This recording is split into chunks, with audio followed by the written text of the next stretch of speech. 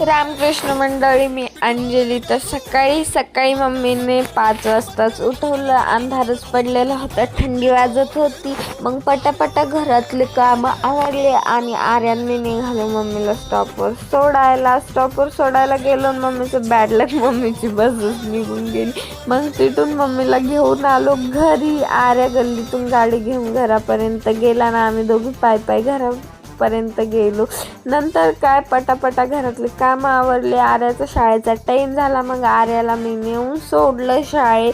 नंतर मम्मीने केला स्वयंपाक. मम्मीने केले जेवायच्या भाकरी मस्तपैकी. मग जेवण वगैरे केलं आईनी, मम्मीनी, मी. आणि नंतर घरात खूपच थंड वाटत होतं तर बाहेर उन्हाला मस्तपैकी बसलो. राजू बी बाहेर बांधलेलं होतं आणि ते खूपच खराब झालेलं होतं. तर मम्मीने त्याला उन्हाला मस्तपैकी आंघोळ घातली, त्याला बी फ्रेश वगैरे करून घेतलं. नंतर मामीचा अचानक फोन आला आणि म्हणे की आपल्याला जायचं पार्टी करायला शेतात. मग सगळेजण बसले, डिस्कशन केलं आणि निघालो शेतात पार्टी करण्यासाठी.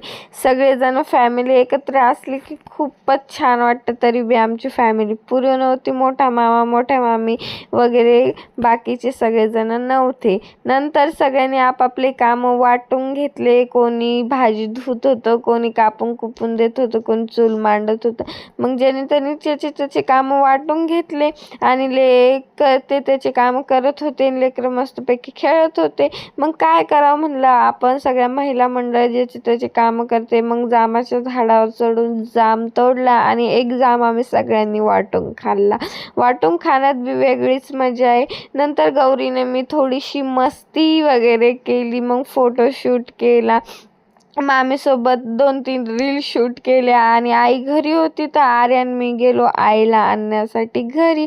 मग आईला घेऊन आलो. आर्यन मी शेतात. तेवढ्यात काय हे सगळेजण बसले होते जेवायला. मग आम्हाला जेवायला ताटच नव्हते तर मामीने केळीचे पानं तोडले आणि त्याला मस्तपैकी धुवून वगैरे घेतलं. आर्या, मी आणि मामी बसलो जेवायला.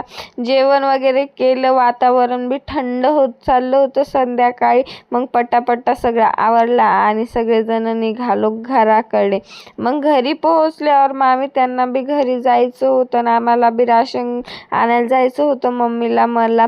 तर मग हे यांच्या घरी गेले आणि मी, मम्मी, आर्या निघालो राशनच्या दुकानात राशन आणायला. खूपच थंडी बी वाजत होती. मग घरी आलो, फ्रेश वगैरे झालो, थोडा वेळ TV बघितले, नंतर झोपी गेलो.